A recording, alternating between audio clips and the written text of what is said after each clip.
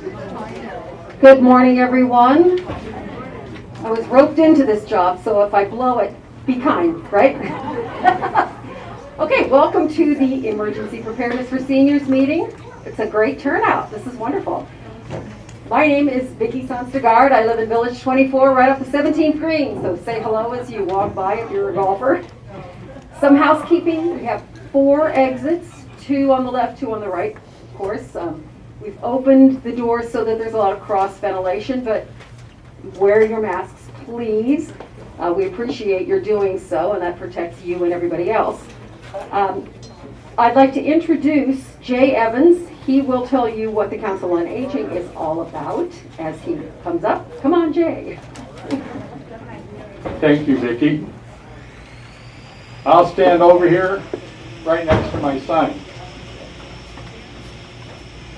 Good morning, and first Council on Aging wants to thank Carol Moody and the Education and Rec Committee for working with us to present this presentation this morning.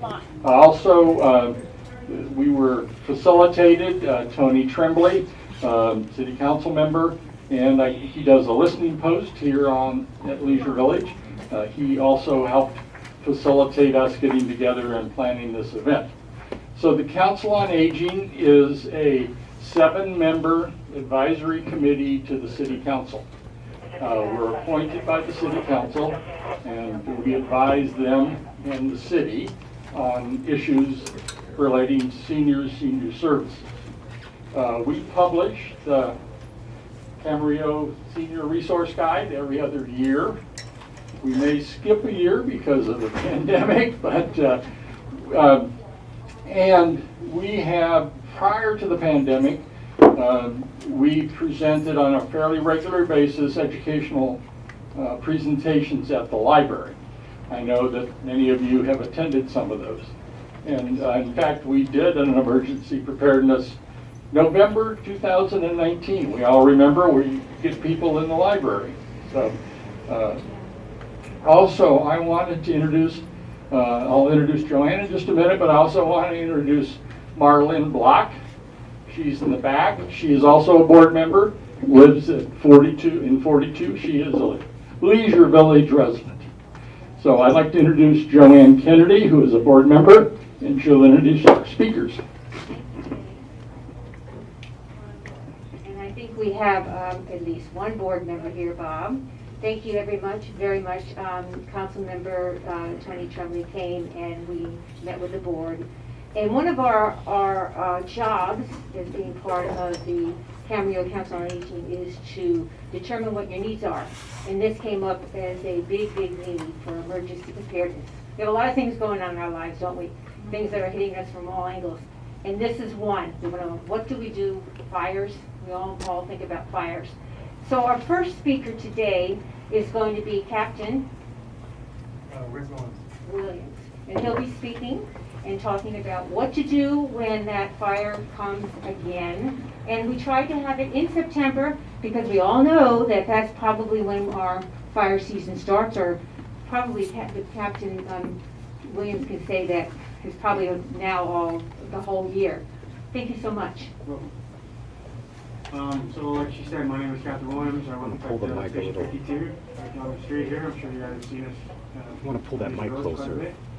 And then I have Engineer Dowd, who's the drug department agent, and then firefighter Cameron Lewis, who's the paramedic on the microphone.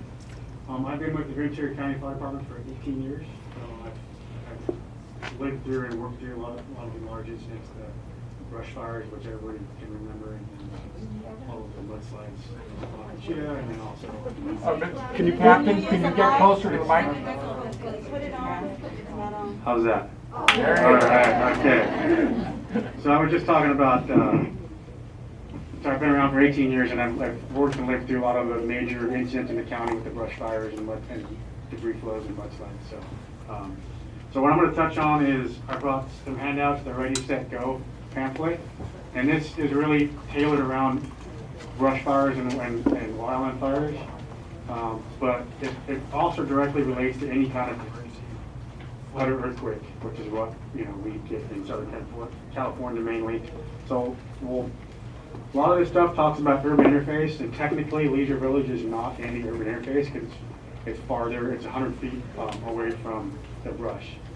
That doesn't mean that Leisure Village can't be affected by the brush fires, as most of you know if you've lived there the last 4 years, right?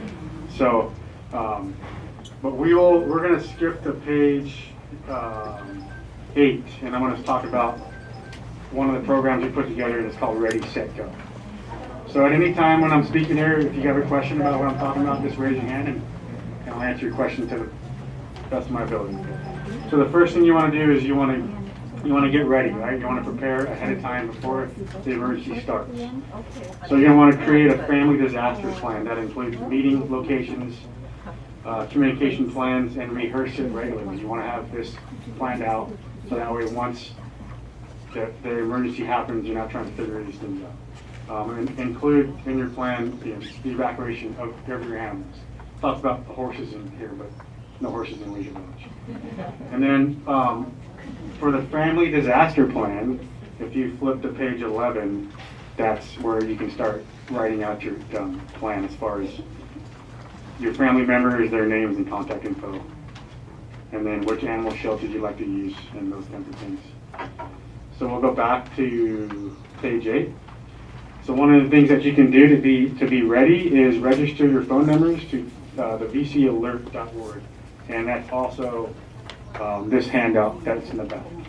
So it talks about how to do that. So you can register it via text message or the internet, and you can register your cell phone number and your landline at your home. So once there's an emergency,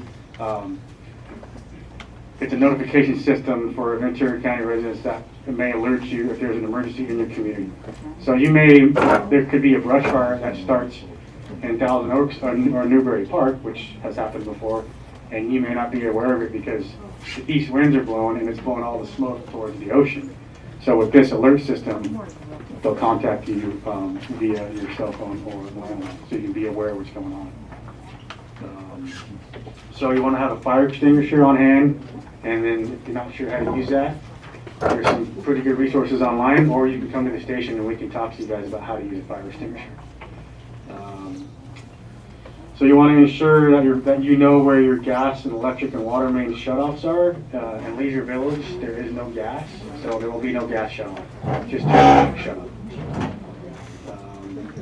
You want to plan several different evacuation routes, and I went through, at the end I'll talk about if we need to evacuate the entire village, which gates to use depending on where you live in the village. So we'll talk about that at the end. You want to designate an emergency meeting location outside of the hazard area. So have somewhere planned out where you want to go that is away from wherever the emergency is. I think, typically it's going to be a brush fire from what we've experienced the last handful of years. Or it could be an earthquake. So just have, if you have family members outside the area, maybe have somewhere in Santa Barbara picked out where you want to go, or something like that. So you want to assemble an emergency supply kit as recommended by the American Red Cross. And I see some emergency supply kits here, and you can look that up and what that is. But so it's mainly they say food and water. So they want you to have, let's see, I wrote it down, 1 gallon of water per day per person, and enough food and water for 2 weeks. So, and then the 1 gallon per day is obviously for your drink, but it's also for cooking food and hygiene as well. So, let's see here. Do you want to appoint an out-of-area friend or relative as a point of contact so you can communicate with those family members? You can let them know where you've been located because they're going to be worried about you guys. So let them know, here's my disaster plan and here's where I plan on going. Because when these emergencies happen, everyone has a cell phone now, so the cell towers get clogged, and so your phone may not work. So they're going to want to know, okay, I know that there's a brush fire going on in Camarillo, that Leisure Village has been evacuated, and I know where my family member is going ahead of time, because you may not be able to have contact with them right away. So you want to maintain a list of emergency contact numbers posted near your phone. and you also want to keep an emergency supply kit in your car in case you can't get your home because if you can't get back to the house. So if you're out grocery shopping, you get an alert through VC alert, and you can't come back. You want to have some things in your vehicle, water, a blanket, that kind of thing, some food. And then have a portable radio or scanner so you can stay updated on the fire. Just the radio in your car is sufficient. So, and then the get set part, you want to, if you haven't, alert your family members, dress in appropriate clothing.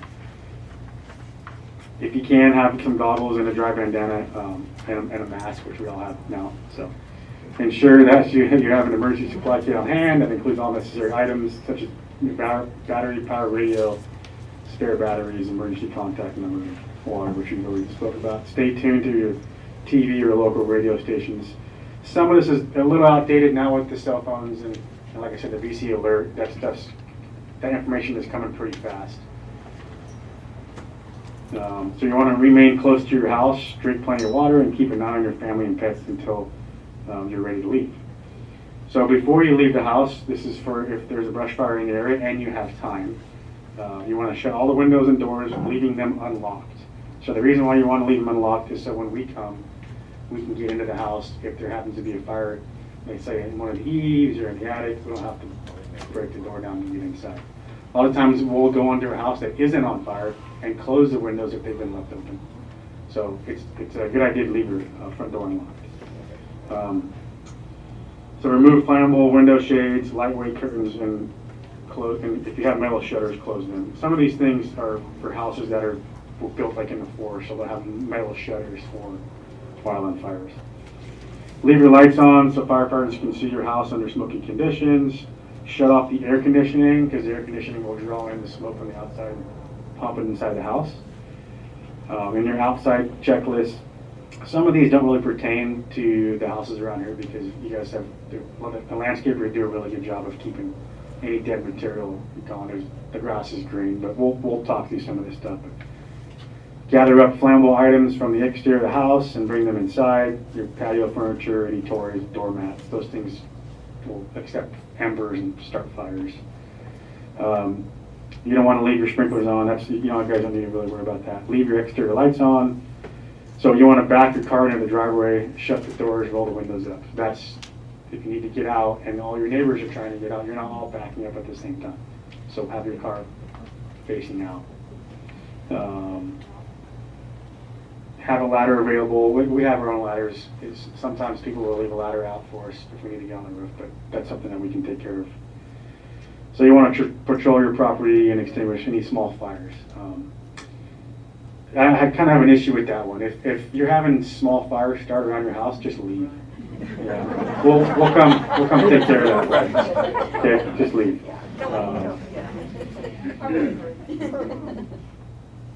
So I'm gonna skip through some of these. So it talks about if you're trapped in survival tips. So you want to shelter away from the outside walls, patrol the inside of your home, wear a long sleeve and long pants made of natural materials, stay hydrated. Let's just not get caught. The whole point of this is to leave early, right? There's nothing that in your house is worth your life. So and we see that a lot. We have people that will try and evacuate, and we'll give them an early warning of evacuating, and they won't leave. There's nothing. You can replace everything in your house. You can't replace yourself. So. Let's see here. So you want to see. We'll go. So stay hydrated.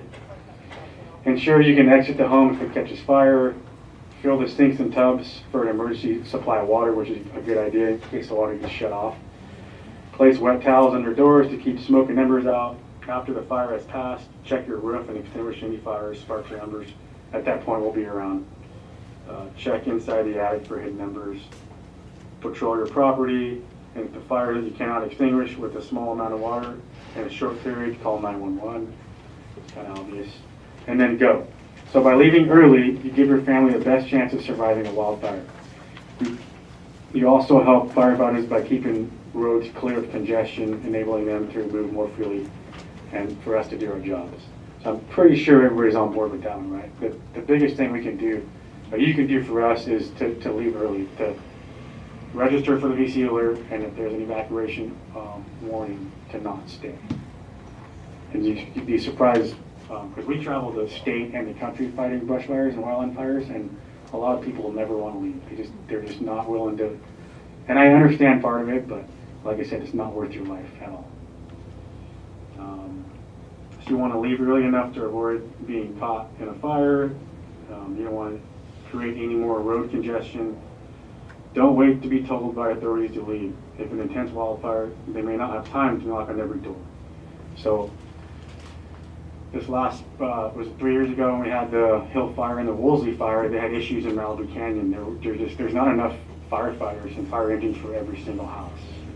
So we're not going to be able to come to every single house. Well, if something happens in say Leisure Village, there may be 4 or 5 engines to patrol the entire village and to put out fires. So we're not going to be able to come to every single house. So just leave early, and that gives us a better chance of not having to assist with the evacuation, but actually fight fires, which is what we're here to do. So leave to a predetermined location. It should be a low-risk area, such as a well-prepared neighborhood or relative's house. And how to get there: have several travel routes in case one route is blocked by the fire or by emergency vehicles and equipment. So choosing an escape route away from the fire. And in this area, that would be out to Santa Rosa and then to the freeway, and then you start heading north to wherever your location is. And if you don't have anywhere, I was thinking about Camarillo High School would be a good, a lower parking lot with a softball field there. That'd be a good spot to at least get away from the fire, kind of gather yourself, and then head to your other predetermined location. And then take your emergency supply kit with you. And then there's the list of the emergency supplies through the Red Cross. So is there anything, you guys have any questions from, go ahead, ma'am. Yes, we used to have an emergency preparedness committee, and I think most of us still have the OK sign.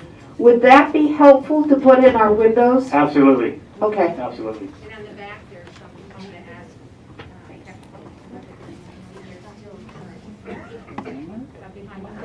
Right behind you, Vicki. So, and to be honest with you, I've been at this station for about 3 years now, and I wasn't aware of this, so this is good. Good. That I mean, if I saw this in your window, I'd be able to figure it out. But I'm glad that you brought that up, and I'm glad that you gave this to me. So I'll review this, and I can email you any changes. Yes, ma'am. If I don't have my OK sign anymore, where can I get a new one? Carol says she has some.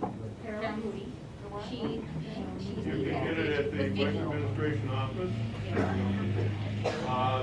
Bob Schaefer has endorsed it, and they're available at the West Administration office. Did everyone hear that? Gate, Okay. West Administration gate, main office. We're going to try to get around and give everybody a microphone because it's difficult to hear, especially with the masks And on. we are going to have a question and answer session after everyone's on. So hold your questions until then, unless it's real urgent and I want to talk to you. Okay. I've been asked to repeat that, even though I think I project pretty well. As I was saying, the OK sign, as this lady said, had once been in use with another committee. Bob Schaefer, our manager of Leisure Village, has still endorsed the OK sign and use of it, and the supplies are available at the West Gate Administration office. And I believe it's his policy now, anybody coming in new, at Bobby Schmerling's welcome committee, are going to be issued OK signs. So if you don't have one, that's where you can get one, and if you're just coming in new, supposedly they're issuing them.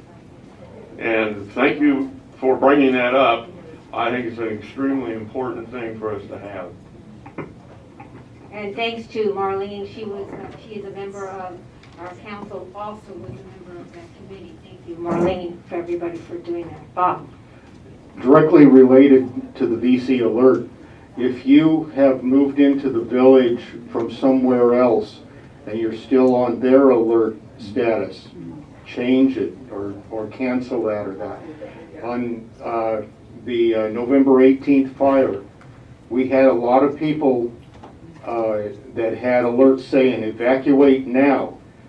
Well, they came from Malibu Canyon originally, or over in that area where they were evacuating people. We were not evacuating people here. So make sure that you have gotten off of those and signed on to VC Alert.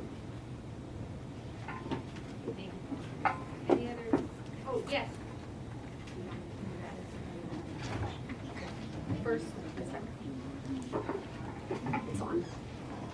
I think that a lot of people have good intentions about the emergency kit, but if you look at those emergency kits, they're very small, that they provide the first aid for primarily. So if you're assembling water and food and batteries in an easily accessible area, I have found that a garbage can with wheels is a good thing to have. You can just change it and update it. You can put your water bottles in. And if somebody is going to come by and pick you up, a relative or a friend with a van, you can just take the water right out of there to the car. The tuna fish, the whatever food you have in there, your can openers, and your batteries and your phone charger, and it's ready to go.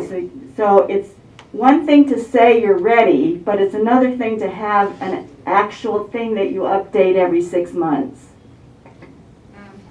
Thank you for that. Also, you're provided in your handout with certain links to things in the internet, and it's very important to have financial records. I know that we have information on all our passwords and stuff like that in our bag too. Things like that, not just the health. This is great, but like this lady back here was saying, you want to have information like your passwords. How do you find things after the disaster? Okay, so if you don't have any more questions for Captain Williams, he'll be here unless he's called out for the final questions. Okay, we're going to follow. Oh, go ahead, Vicki. Yes. As I'm not using the microphone, she said if the OK sign is in the window, does that mean that you are evacuated? Or does that just mean you're sheltering in place and you're okay? That's a good question. That's a good question. Marlene, do you know what this question here about the OK signs? People will want to know, does that mean that OK means that you're gone? Or in the old EPC, it meant that you were okay. Because if people were concerned for their neighbors and they wanted, oh, is she okay? Yeah. It meant I'm cool. So Okay. that's my understanding of how it was used previously. Mm-hmm. Okay, so it sounds, yeah. It may be different for earthquake and fire. Yeah, I agree. I think this is really should be used for an earthquake. So if there is going to be an evacuation order, hopefully there's no one left here in Legion Village. Okay. And so and we'll when that happens, the sheriff, they're the ones that put the evacuation order out, and they're the ones that will come on their PA and make contact with Legion Village security and then drive around and make sure everybody's evacuated. If they're not, they'll write down the address, and that will get relayed to the fire department. And then we'll come in and we'll have a list of addresses that the people are refusing to leave. So we'll go and make sure we check on them as well. Okay. I know we have a Q&A at the end, but Yes. one of the firefighters had a question about our gates. Who had the question? If there's an evacuation order, do you guys unlock your east and your west gates? I think that would be something that security would want to do right away if you guys had a brush fire, because we've driven by at night and noticed those gates are dead bolted, so consider that. Okay. He just got called away for a while. He said, we'll come back. Yes. I'm going to try and use this as a segue with Carol Moody's permission, which I didn't get before, but the lady mentioned a barrel, wheels. We used to pass out a earthquake preparedness barrel diagram. With Carol's permission, I brought a big supply of those that shows not only a diagram but a list of what to put in that barrel, so I thank her for mentioning that. And secondly, I guess it was Officer Dowd for mentioning about the OK sign and our security force. it has been our understanding, as long as I've been here, that Chief Manny Segovia and his security force are our first line of defense, so to speak, for first line responders. In a major emergency, they would be very overwhelmed. But we've also been told, and the captain is confirming that, we're pretty much a few days in a major emergency dependent upon ourselves. We have to be self-reliant. So that's why these were passed out years ago. And I thank them for mentioning about the security force. That was it. That was a segue, and I had not gotten to talk to Carol earlier about it, but that's why I've taken the opportunity now. Thank you. Thank you, and I'll follow with Carol. Okay, so now we're going to move on to Heidi, and Heidi works for the city of Camarillo, and one of her very important duties is to work as the search coordinator. If you could tell us what that means, Heidi, explain a little bit more about what you do. Thank you. Can you hear me? No. Okay, great. Not very well. Not very well? How about now? Okay, I'm not used to using the microphone. Okay. My name's Heidi Zard. I work at the city of Camarillo, and I've been the CERT coordinator for a few years. It's many of you have heard of Community Emergency Response Team, and the training is provided by the Ventura County Fire Department at the training division near the airport. And I know some of you who live in Leisure Village have been through the CERT training, so you know what I'm talking about. Before the pandemic, we had classes where people would come to a class once a week for 7 weeks and learn about earthquake safety, how to prepare your home, how to prepare your emergency kit. So a lot of the things that we've already heard about today, your emergency kit to be able to shelter in place at home, and one to take in your car in case you are evacuating or in case you're not able to get back to the house, that you have some supplies. And so anyway, the CERT training provides a lot of emergency preparedness information that each family or each person can begin to take those steps in their own home. And in addition to that, you will begin to know how to make sure that you and your family are safe first, and then you turn to your neighbor and start seeing whether your neighbor needs help and if there's something you can do to help during an emergency. And if anybody wants to take this training, it's free. Currently, it's online. There's no in-person class at the moment because of the COVID changes in all the getting together guidelines. So anyway, you can always contact me and I can show you how to get online and learn that information. I'm very happy to help with that. And the reason that they asked me to come today is to tell you all about the Special Needs Registry. Has anybody heard about that for Camarillo? Okay. The Special Needs Registry is a list that I keep. It's a confidential list, and it can only be shared with the Sheriff's Department when there is an emergency that calls for an evacuation. And so the point of having this list is to know people who are living at home alone. It may be a family, but if one or both members of the family need assistance in being evacuated from their home during an emergency, then we would know to be sure to check on that person.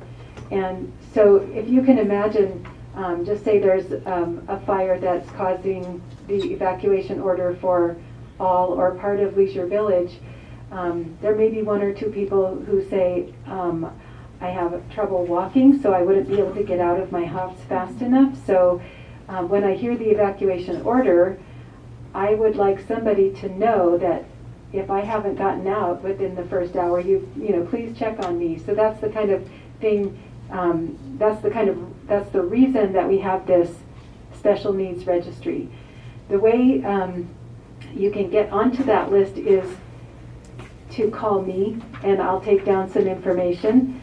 And that way, thankfully this hasn't happened yet, but when there is an evacuation, I will be able to give the list of the people who live in the area that's called for an evacuation to the sheriffs, because they're the people who are coming to the neighborhood and asking people to leave. They're knocking on doors. And I've even included on that list, occasionally I've highlighted a person's name in a bright color so that they would know this person is hard of hearing. Please be persistent. Or this person has difficulty walking, so if you have a wheelchair available or a person who can help with moving the person to the vehicle. So what I write down small notes, not really a lot of information, but I do need to know the main way that we could help you, or the main concern that we would need to address. For example, if somebody is using oxygen and needs to carry their equipment with them. So I just need to know some of the concerns that would be needing to be addressed during an evacuation. So with this list, if you would like to call yourself, you can call me and I will complete the form for you.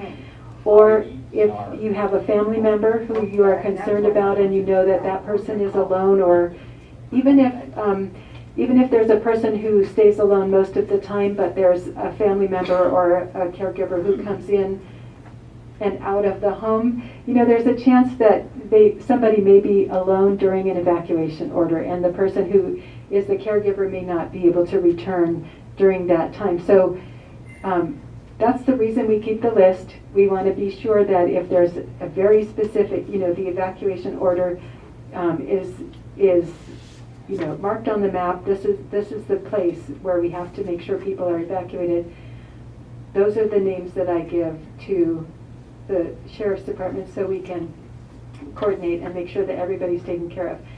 Another thing that I do write down is a phone number for somebody who might be your relative or your close friend, somebody that you keep in touch with.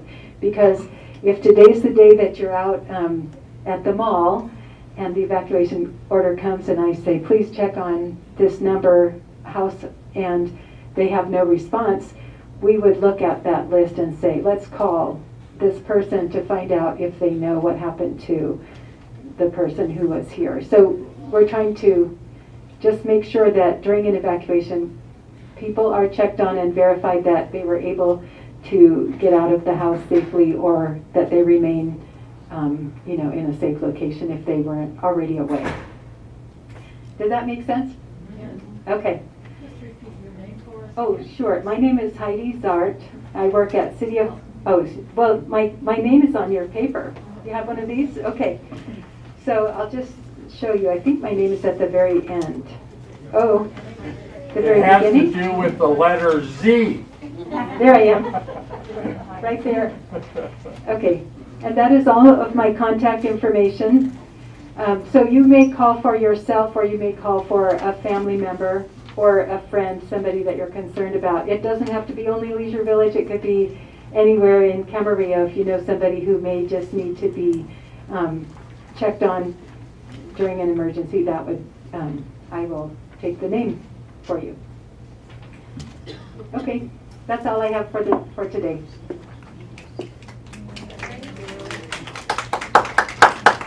Are there any questions for Heidi right now? Okay. Thank you for... Joanne? Yes. Heidi, you wanted to make an announcement about the ranch house. Oh, yes. Okay, this is totally unrelated to emergency management. Everybody has many jobs, and one of the things that I've been working on lately is helping find volunteers for the Camarillo Ranch.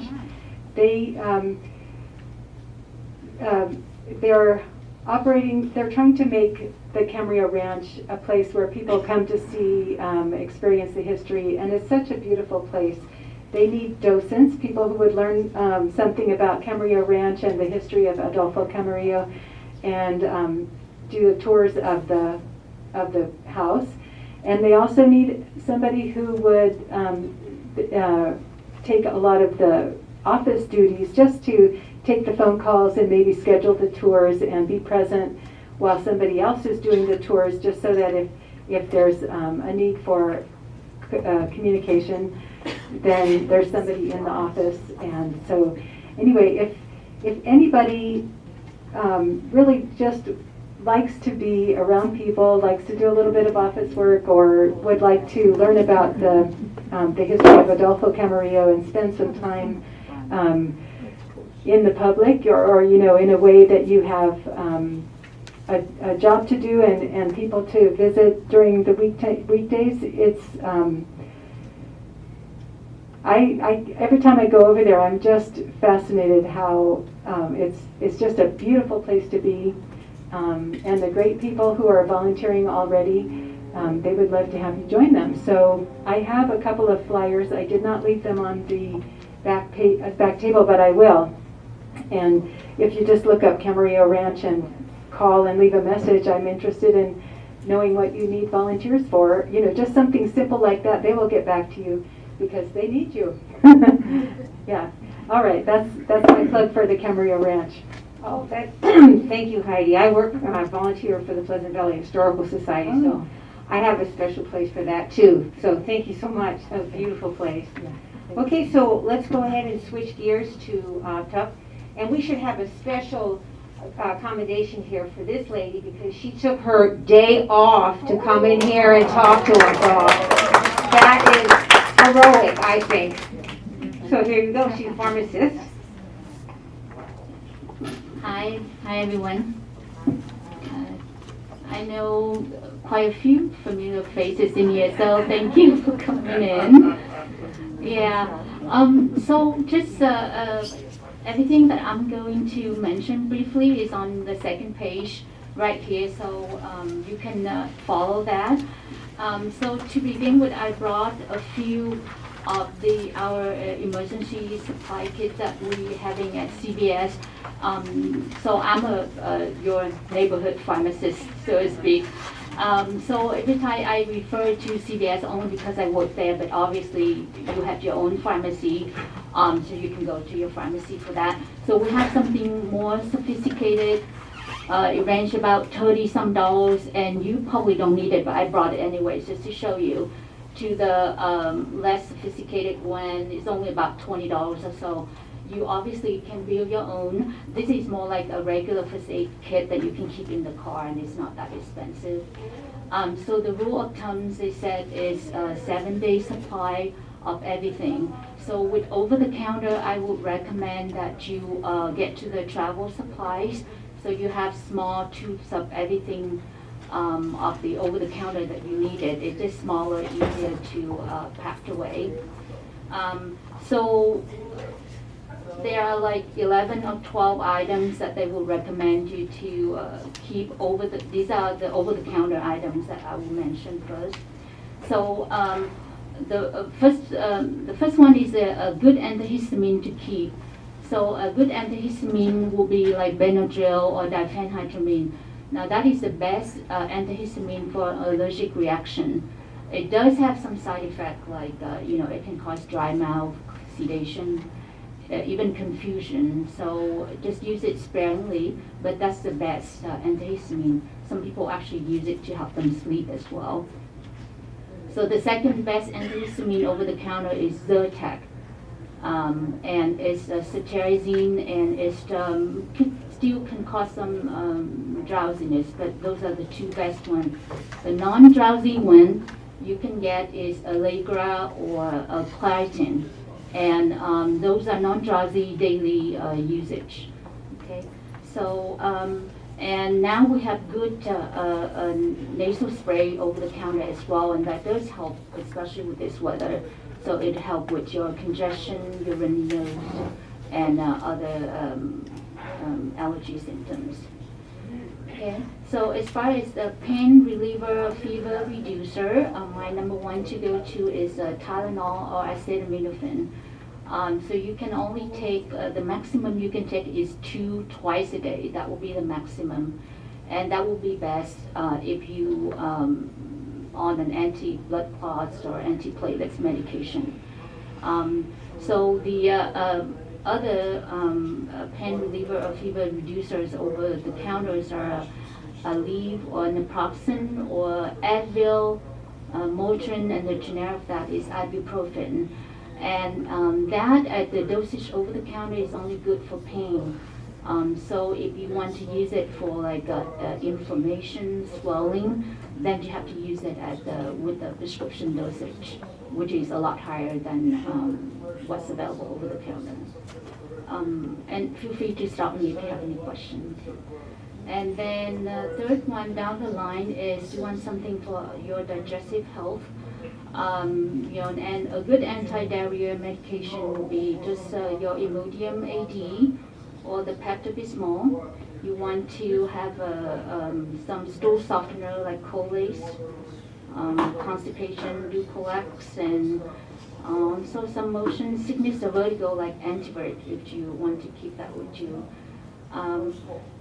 As far as for heartburn, we can use Maalox, Mylanta, Tums. A good proton pump inhibitor now available over the counter you can get is Prilosec or Nexium. Those are stronger and they could be more helpful. Okay, and down the line is pretty much just for emergency supplies. You can get for mosquito repellent. You can use the OFF brand. And I would like to keep something for burns. Aloe vera, lidocaine would be a good one to use for burn. And we want to also to include the hydrocortisone cream or ointment. So we also want to pack a good eye wash and hearing aids. And if you are on Epipen, it's important to, the Epipen is only usually good for only for 1 year expiration date out, so you need to keep that. In case of emergency, you can still use an Aspire Epipen, but you want to look at that often and get that renewed.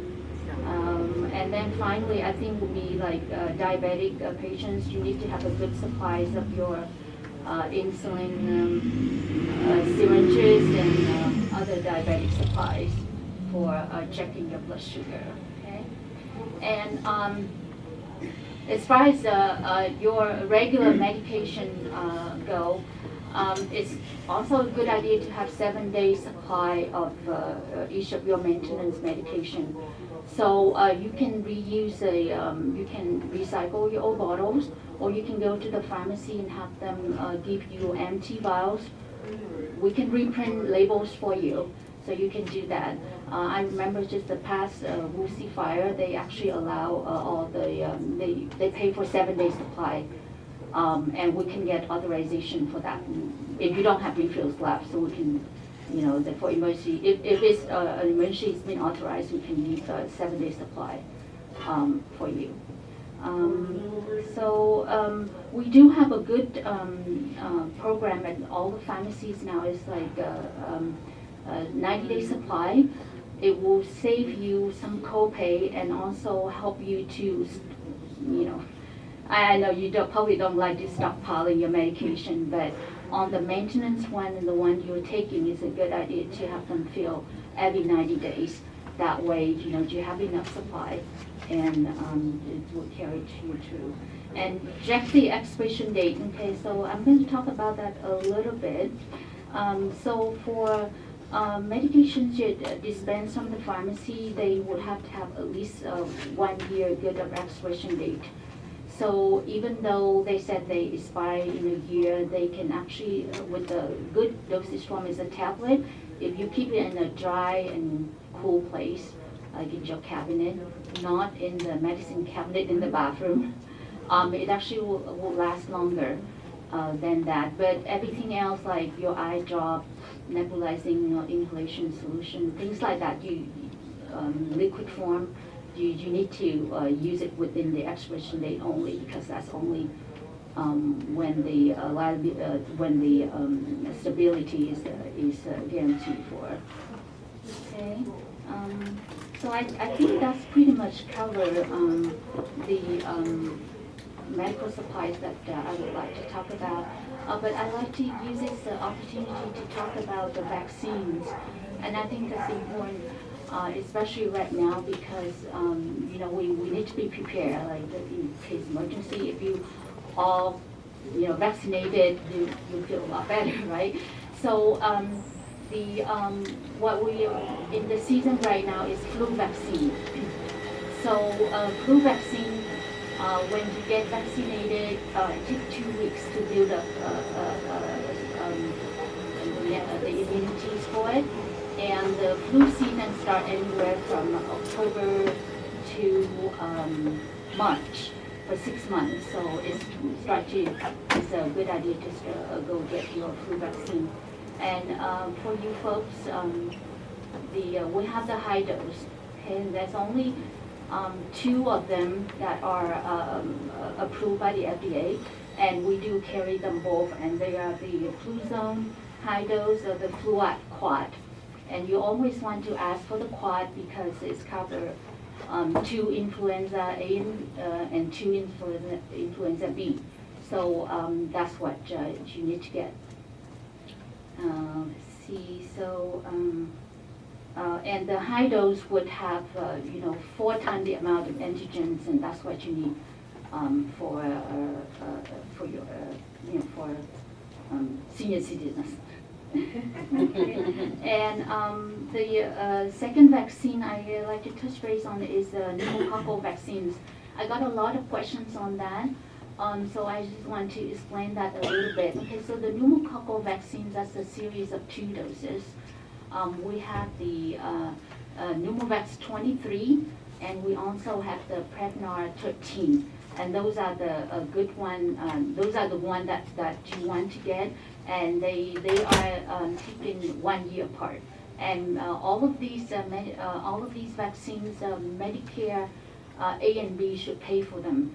Except for the shingle vaccine, you're going to see a little bit of a copay. What depends on where you are at your deductible, you might have to pay for the shingle vaccine, but everything else should be covered under your Medicare.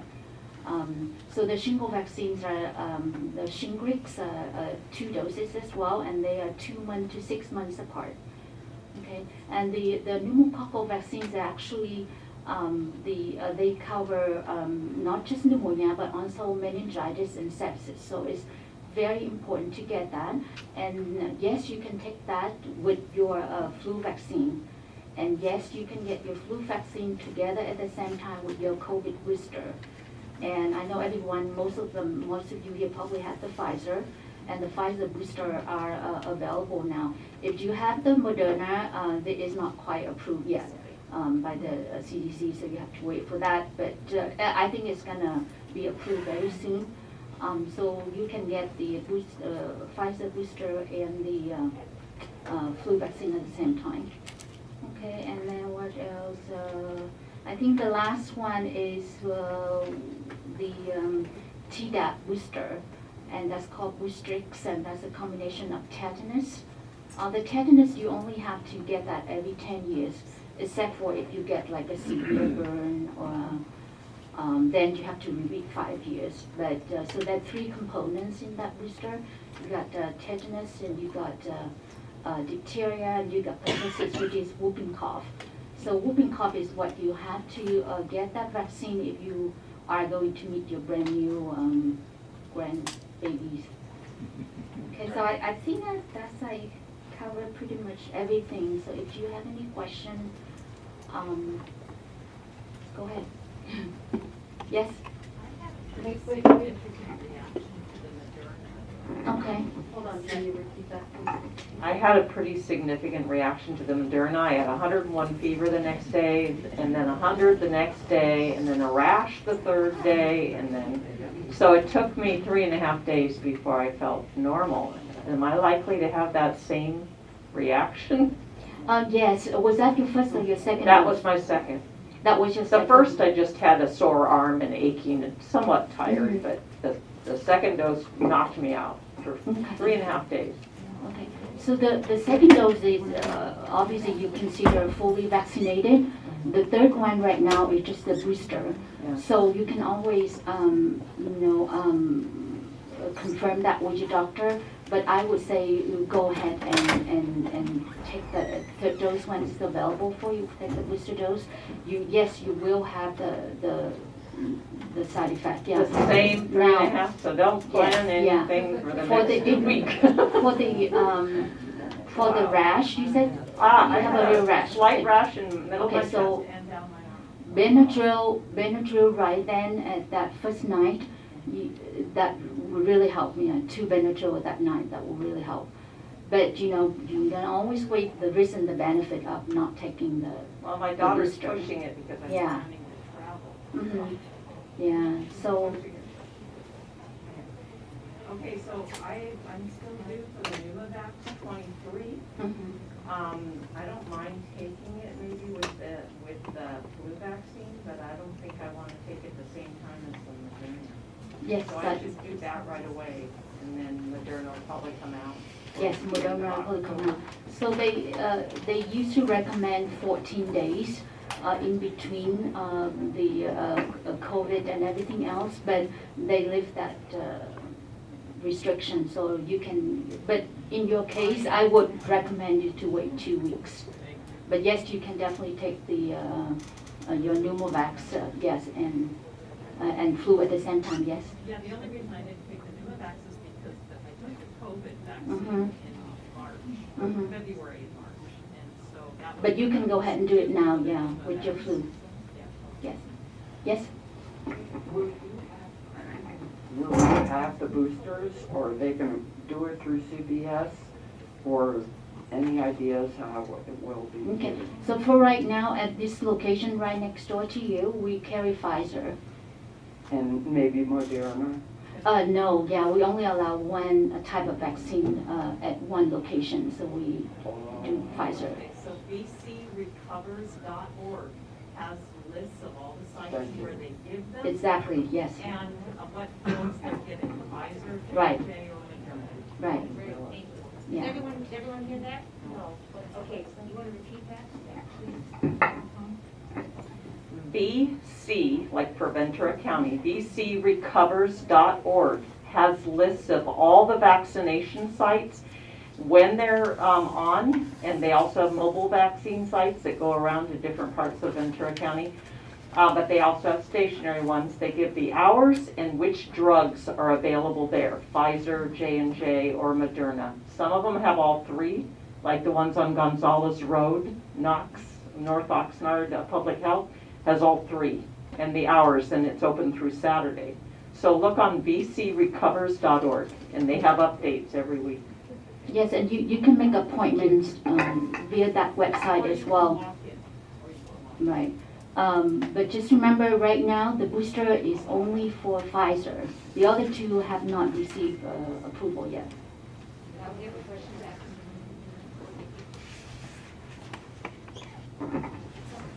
Hi, sorry, I may have missed this, but after you receive the second vaccination, how soon do you go for the vaccination, the booster? Okay, so right now the recommendations are 6 months after the second dose.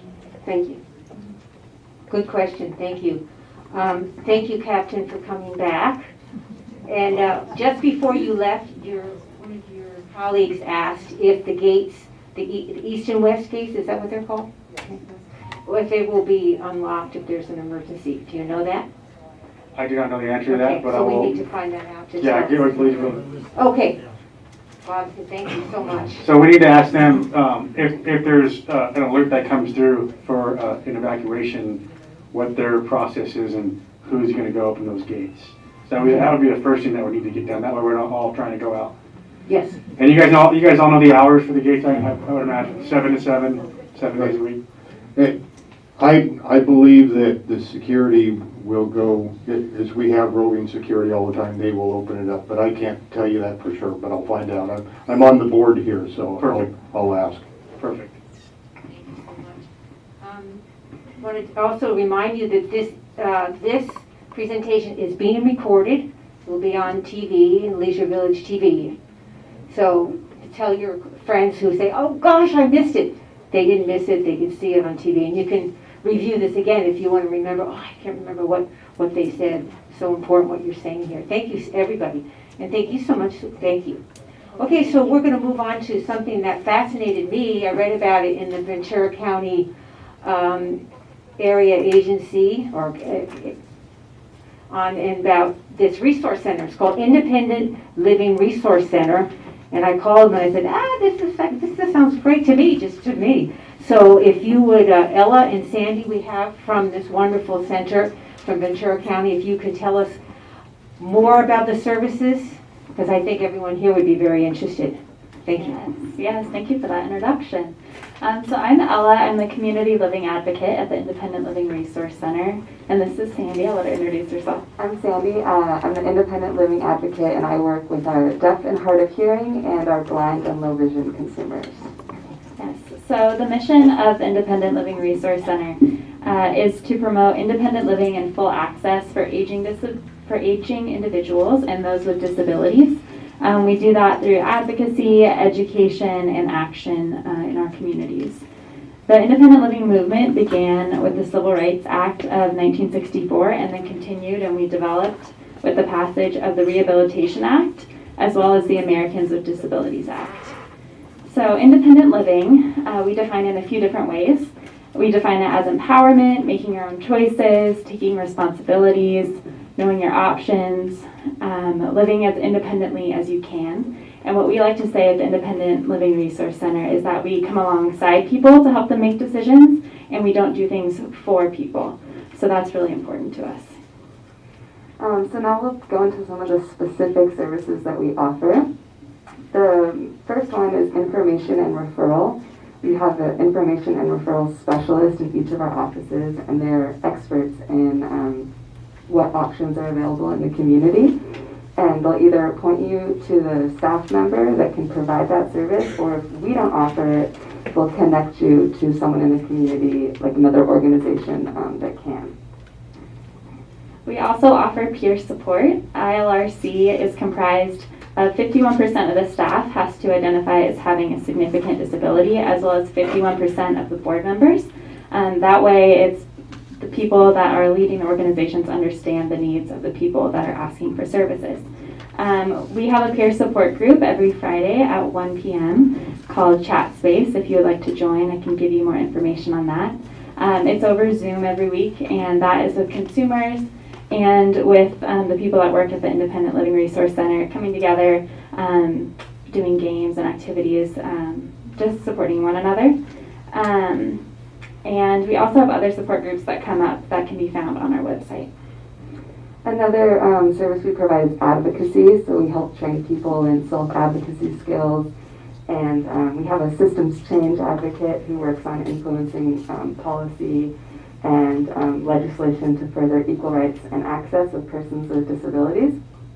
And we'll also step in and help a consumer if they need help advocating for themselves. Yeah. We also offer personal assistant services or caregiving services. So I run a registry called Quick Match. So basically I hire on caregivers that have at least a year of caregiving experience. We go through and do reference checks and everything, and then we keep a running list of who's available. And so when a client or a consumer, as we call them, calls in and asks for a caregiver, we can go through the database and set them up with somebody that matches their needs. And to do that, you would just have to call us and say that that is a service that you're interested in, and then we would send you forms so that you can fill out specific days of the week that you're looking for, specific care that you're looking for, and then send it back to us and we'd match you up. Another thing that we provide is housing services. So that's something else that I do. So you all live here, which is great. You all have great housing. But we can also assist with modification if needed. So anything like grab bars in a bathroom, ramps, widening doors, anything that you would need to live more independently, we can definitely help with that. And then another service is communication access. So we have our own sign language interpreter registry for those who are deaf. We provide advocacy if like a business or organization isn't providing effective communication. And we do document translation, so like interpreting a document if someone's, maybe their first language isn't English or something. We have Spanish speakers who are our staff, and also sign language users. Oh, and also we have an assistive technology coordinator. His name is Tamar, and he provides information on assistive devices that can enhance a consumer's independence. And he assists in locating funding or for the needed equipment. So examples of this could be like a laptop, scooter, wheelchair, cane. And then for people who are deaf and hard of hearing, we have these cool clocks that light up if like your doorbell rings or a smoke alarm goes off. It can also connect to your phone. And yeah. Could you repeat that, please? Yeah, the last one. So there are these kits called home aware kits. They're for people who are deaf and hard of hearing. And they come with a smoke alarm and carbon monoxide detector, doorbell, a bed vibrator, so you can, if you're sleeping, you can feel the alarm. And it connects to your phone as well. And it all kind of connects to this one main unit that lights up, and it also has a little message on it that says exactly what the alarm is for. And who is the person? You mentioned the person? It's for people who are deaf and hard of No, the man you mentioned. You mentioned a man that was the head of your home aware. Oh, his name is Tamar. Tamar. Yeah, but for those, since I work with our deaf consumers, I'm their main contact for if you're interested in that specific piece of equipment. Thank you. Yeah. And we also offer transportation and vacation assistance. So what I mean by that is if you need help accessing fixed route transit or paratransit, we can connect you to the closest options for that. As well as with vacationing, if you're going on a plane or a train and you need some access to be able to get to that plane or train, we can assist you in finding accommodations for that. We also have a benefits counselor. Her name is Carol, and she provides information on public benefits for which consumers might be eligible, such as SSI, SSDI. She's an expert on Medicare, Medi-Cal, and other health care coverage, and provides information on how working will affect these benefits, and can also provide advocacy in disputes with public benefit providers. And I also work with our older individuals who are blind. We call it our Oib Program. So we provide services and supports for people over the age of 55 who are blind, legally blind, or have a severe visual impairment. So services might include orientation and mobility training, independent living skills training, blind and low vision technology. And we also have a peer support group that meets every other Tuesday for that group. We can also help with nursing facility transitions. So if somebody you know is in a nursing home and wants to get into more of an independent living situation, we can help connect them to an independent living center or an apartment, and work with them to figure out the best way possible to get them more independent, whether it be through something like modification of a home as well. And then lastly, we have an emergency planning and disaster response manager. And they provide services to help create an emergency evacuation plan specific to the consumer's needs.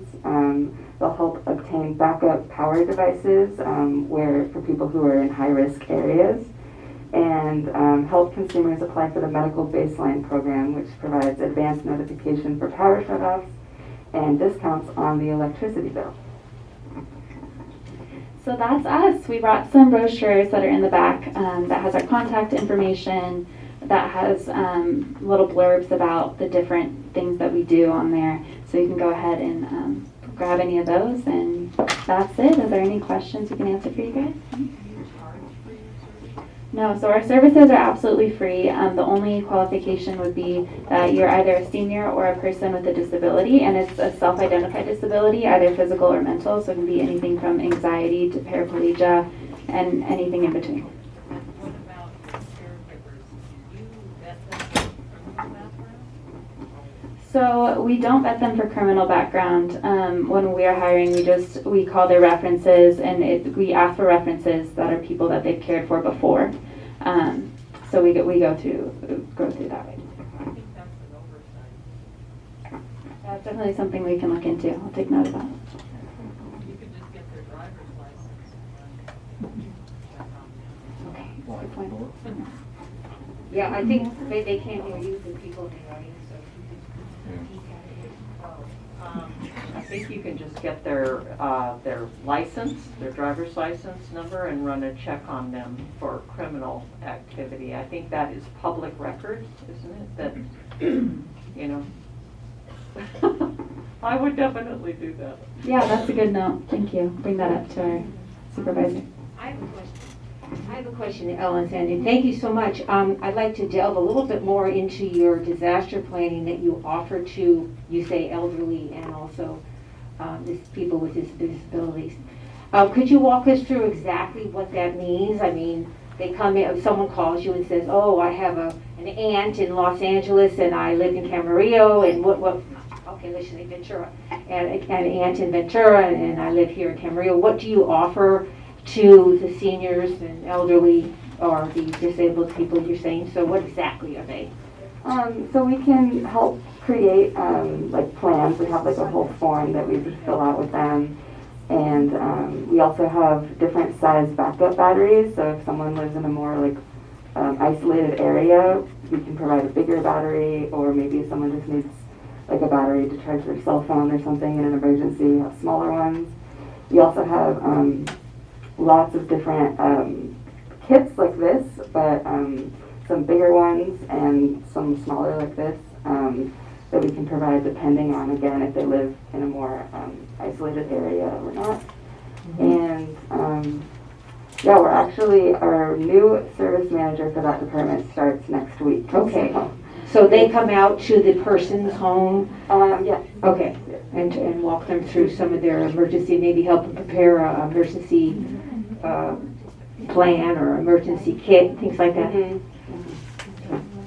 So, sounds pretty good to me. Let me just, if you're sneaking out before we're done, that's your right. But we would ask you to complete the feedback form. That gives information to both Council on Aging and the Education and Rec Committee for Leisure Village. Thank you, So Jim. we all understand busy schedules, but if you have to leave, please fill out the feedback form. And yes, Marlene? I also have a request. This lady has asked the gentleman who had the diagram if you would like to bring have your feedback, your diagrams up here. Yes. Yeah, if you have I have a supply of them in my car. Oh, okay. Perfect. I can bring them to the table. Okay. And Captain Williams, you had mentioned something about evacuation map that you were going to share about. Yeah, it's just something that I looked at this morning. We have actual map in the fire engine of Leisure Village, so I kind of highlighted some areas. I can make a better copy of this and send it to someone that can disperse it. But yeah, and I haven't talked to Leisure Village Security about this, but if I were living here and I was going to evacuate, if you live anywhere from Village 29 to 44, I would access the east gate for evacuation. If you live from Village 6 through 28, I would use the main gate to evacuate. That way we're not all going the same way. And then if you live from Village 1 through 18, I would use the west gate to evacuate. So the problem is we'll get, everybody's trying to go, the way they're used to going, which is the main gate, and then it just clogs up. You can imagine, right? Everyone here trying to go to the same spot. So that would be my recommendation for evacuation routes. And then we touched on if it's when those gates are closed if the evacuation orders come at night, to have Leisure Village Security open those gates up. So, are you going to be talking to security here, or do you want us to facilitate that, or what's the best way? It'd probably be better if someone who's on the board actually does that. Okay, Bob. Good. You can make contact with the chief. Okay, great. So the board will get back to the people here, and the rest you'll come. Super idea. Yeah. One of the issues we had with the fire last time was the gates were open eventually, but Santa Rosa Road was gridlocked. Okay. And what we need is sheriff or some personnel out there to regulate the traffic so that cars can get out. People are stuck. So I wasn't aware of that. I was actually at the fire, so I wasn't here. Right. So yeah, that was important. You're correct. So I can talk to one of my sheriff buddies about that. But especially when those east wind driven fires, we're so short staffed. So right. Which is why, like I talked earlier, it's highly recommended to evacuate early. Well, the Ventura County Sheriff Department has Citizen Patrol, which I was with for 14 years. And in like when we had the floods in '97, we were dispatched out there to prevent people from going into the wash and not to drive over trees and into water. Maybe something can be utilized for them to get out here ASAP. Absolutely. If they're not dealing with their own emergency, obviously. Absolutely, but we couldn't get out. Yeah. Thank you. So when that happened, do you remember which evacuation order? Was that the mandatory evacuation, or was No, it was volunteer. Voluntarily? Yeah, it was volunteer, but we had our granddaughter for the first time overnight. Wanted to go home. Yeah. And it was still early in the day. It was like 5:30 Yeah. before stood out there on the fire. Yeah.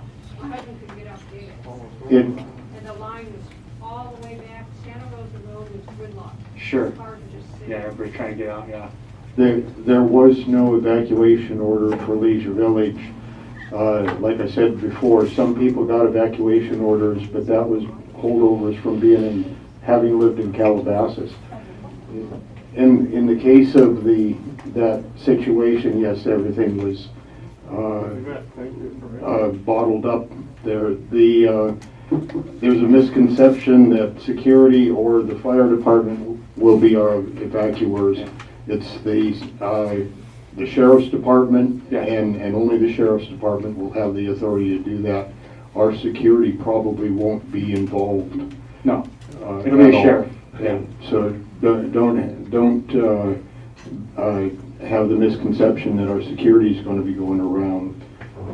It's up to the sheriff. But I will get with you. Hopefully before you leave, I will find out if there's an SPI, special processing, for security to open the gates. I believe there is, but I don't know that for sure.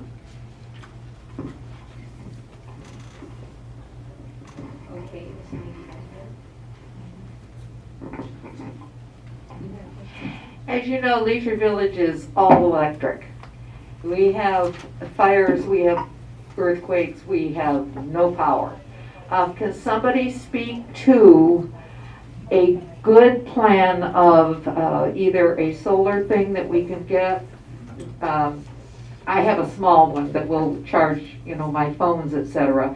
But are there some things out there that we can get, little lanterns, etc., etc.? Yeah, Can absolutely. somebody speak to that? Anything battery-powered lanterns are great. There's some really good technology out there as far as battery packs, lithium-ion battery packs that will actually start cars. So you can charge cell phones you can charge your cell phone up to 100 times with some of these small battery packs that you can get at Costco or you can order on Amazon. Another thing would be a small gas-powered generator if you're going to be here for a couple days without power, because one of those could run a little Honda 2000 generator could run a refrigerator. That's kind of that's the extreme end of it. But any battery-powered lanterns, or like I said, a battery pack that can charge all your electronic devices numerous times, run a computer, that kind of thing. Does anyone else have any recommendations on? Go ahead. Yes. So glad these gentlemen here today. They're expensive, but I have like 1,000-watt Jackery power plant or power battery, and yes, it will last a long time. But it cost me $900 but it's 1,000 watts. And I actually use it with my sound systems and that doing music, but we've run a microwave off of it and it sucked it down pretty quick. But yeah, but it'd be good to keep your refrigerator running. That would be the extreme version, and then you could, like I said, just go on Amazon and order an emergency backup battery. They're not that the smaller ones aren't that expensive. You don't need to run a microwave off of Just to charge your electronic devices and that kind of thing. Just an aside, he's a tremendous musician. No, What's the name of your band? What's the name of the band? Simpatico music. I'll give you a card if you like. Okay, yeah, awesome. He's supposed to pay me, but he just gave me a handshake. Yeah. Also about radios, there's inexpensive crank radios. And crank flashlights. Yeah, it's a great idea. Exactly. So if you, no electric, no battery, crank them up. Yeah. Okay, and I have a question. Our garage doors, they're electric. Yeah, great. New ones have to have backup. So that's a great question. So what I recommend, and we talked about it earlier, is if there's a fire in the area and you get one of these alerts to be ready, pull your vehicle out of the garage and have it pointed out with your emergency kit and they're ready to go. That's part of the ready part of it. I have a question for the pharmacist. You mentioned that that we should get a 7-day supply of our maintenance medication. Is that something that is a standard throughout pharmacies, or is that just something that, can you tell us a little bit more about that?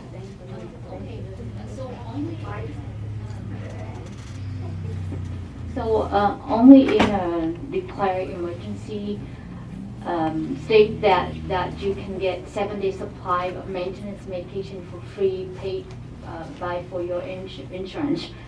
But you can do that on your own, just get it filled early, like a week early every time, because with maintenance medications, insurance, they do pay for 5 days to 5 days to 7 days ahead of the time.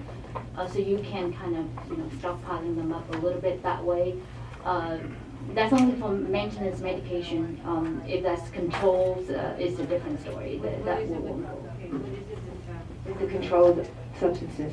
Okay, controlled substances has to be on schedule, and they cannot be released early. Okay, so no, you cannot get emergency ones for those. No, but if you can always work with your prescriber. I have seen prescriber write prescription for pain medication, narcotics for 7 days, and say that for emergency. Okay. But not all prescribers do that. Okay. So if they do, we honor that, and we feel that just for those 7 days. Okay, and you mentioned also about the different medications, over-the-counter medication, Tylenol, you like twice a day, and that's 200 milligrams. You're talking about, so that'd be 400 milligrams. You're saying for just keep on hand. Oh, okay. So Tylenol isn't available in 200 milligrams. Ibuprofen is 200 milligrams. Okay. Yeah. So the difference between the, ibuprofen and Aleve, so Aleve you can take 2 twice a day. Advil or Motrin, which are brand names of ibuprofen, you can take up to 4 times a day. Okay. Okay. So that's 200 milligrams. Okay. The Tylenol is 325, 500, and 650. So it used to be that you can take more frequently than that, but now because of the hepatotoxicity for your liver, they only recommend maximum 4 of those a day. Okay. Okay. Okay. Are there any other questions for? Oh, and by the way, I brought some samples courtesy of the pharmacy, so please grab one on the way out. I had one, I remembered, where I checked the criminal background. If you go to the county of Ventura, and you just have to have their name and their birth date, and it shows a history of their criminal background. I would really strongly recommend that. And also in the 2018, sir, when they had the fire, I live on the perimeter. I'm one house away from the wash. And there were fire trucks on our street, and they told us, be ready to evacuate, so we packed up our cars. And I said, how will I know? And they said, oh, you'll know. We'll be going down the street with lights on, sirens, and knocking on your door. So I'm just saying my experience back then. Yeah, that was 2018, that would have been the Hill Fire, Woolsey Fire, but, those fires move so fast that we can't get the sheriff's department in place fast enough for some of these evacuations. So lots of things have changed in the last 5 years as far as how we do business with those kinds of wind-driven wildfires. So, and we're still trying to catch up with that kind of stuff. But technically, it should be the sheriff giving the order to evacuate. They coordinate with our management, but a lot of times there's just not enough of them to come in the neighborhoods and evacuate. That's what we're dealing with now in Southern California. Wonderful. Captain Williams, about the generators, I had heard that the gas generators can be dangerous. Could you tell us a little bit about that, you know? Yes, you just, because of the exhaust, you would not want to run them inside of your house. You don't want them or in the garage. Or in the garage. Okay, so they're gas to be in the refrigerator. And like I said, that's the gas generators require maintenance. You have to change the fuel out. I highly recommend any battery powered backup. That would be my number one. Battery powered. Yeah, because the generators require maintenance. Okay, that's You can do propane powered, but again, you still have to keep propane on hand and that kind of thing. okay, great. If you don't have friends and family outside of Lee Village, where do you evacuate to? Does the city have places to go? They'll set up evacuation centers, and that will be online and through the VC alert.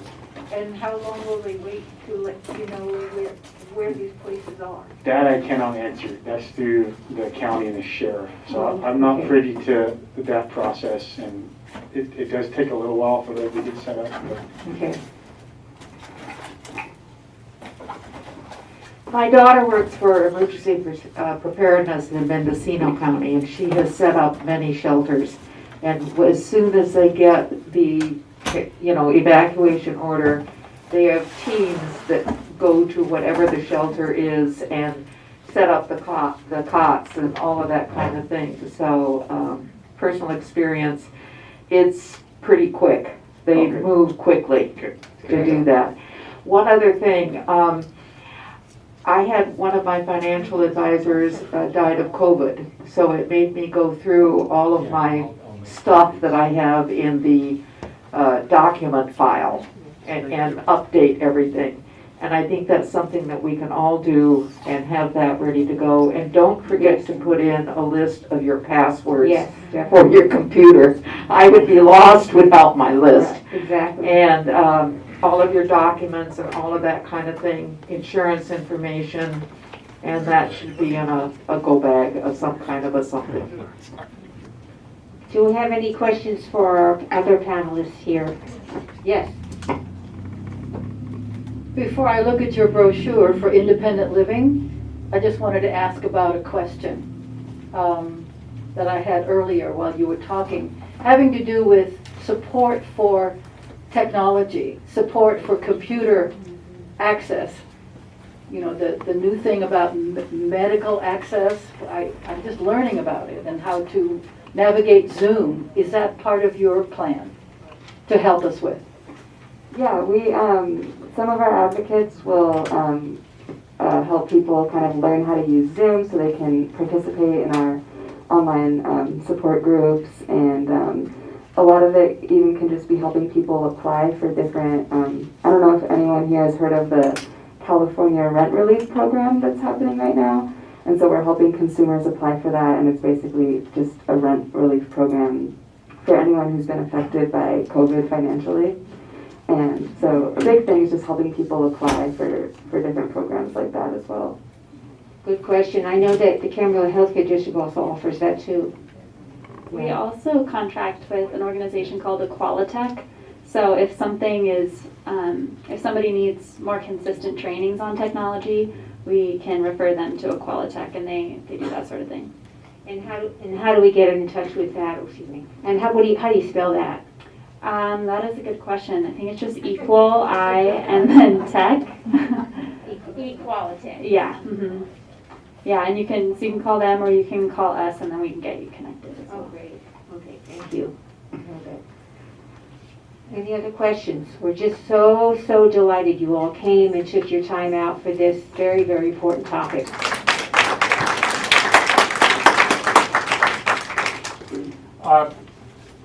One other last announcement. Don't forget about your evaluation form. Go ahead, Frank.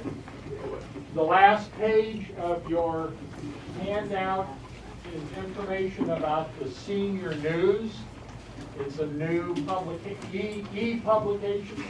I'm sorry, it is via the internet, but the Council on Aging publishes a newsletter now every 2 months. Information, poetry corner, a humor corner. It's not only informative, but it's also hopefully to give our seniors a laugh and a chuckle as well. So there is information on how you sign up for the senior news on the city's website.